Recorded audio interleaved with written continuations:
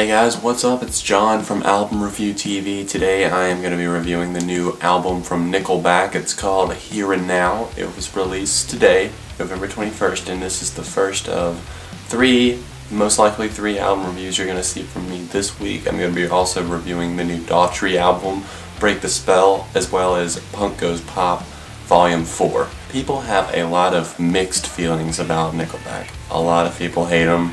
I'm not one of those people. I don't hate Nickelback. A lot of people criticize them for all their stuff sounding the same and them writing about the same things over and over again. Okay, yes, they may do that, but maybe they know their fan base, is what I'm guessing. They know their fan base, they know who's going to buy their albums, and it's obviously working because their last two albums have both sold over 300,000 copies each in the first week. Dark Horse and All the Right Reasons. All the Right Reasons is like 7 times platinum, meaning 7 million copies sold in the United States, and Dark Horse has sold almost 4 million, so they're doing something right. They know their fan base and they know that people like what they do.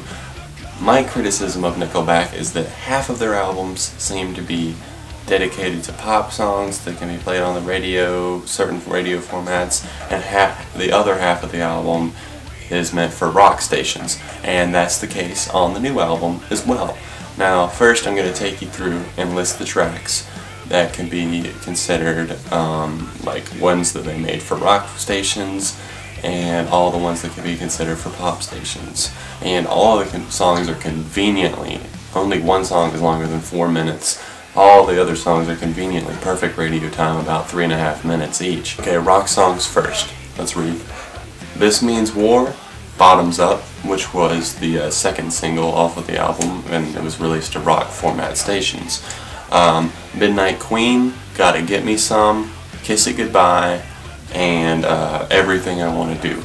Those are basically the rock ones. Now for the pop ones, obviously When We Stand Together, which was the first single, it was pretty successful, not as successful as some of their old singles. They had one, Gotta Be Somebody, off of Dark Horse, reached the top 10 in the United States. However, When We Stand Together has only peaked at 48 on the Hot 100 so far. Other pop songs on the album are Lullaby, Trying Not to Love You, Holding On to Heaven, and Don't Ever Let It In. Now, I'm not saying that these are pop songs, but they're not hard rocking, and the lyrics are not about sex, partying, women, all that stuff.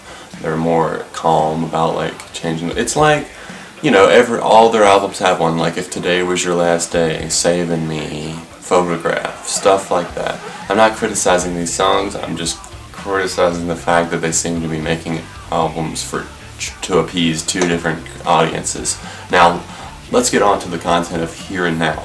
Now, this album is not really any different from any other Nickelback album, and I'm okay with that because I like a lot of their old albums. Now, this album, it's not as great as All the Right Reasons. I like Silver Side Up a lot, and I'm going to compare it to that album because it reminds me of that for some reason. My favorites on this album are Bottoms Up.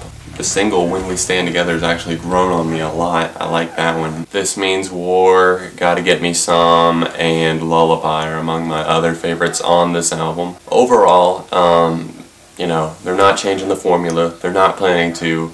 In fact, a lot of people were saying that they've gone back to the basics on this album, and they kind of did. Like, if they, you know, they know the formula, they know what they're going to do, and they know that they're always going to have at least some fan base, and they've got a pretty big fan base, if I don't say so myself.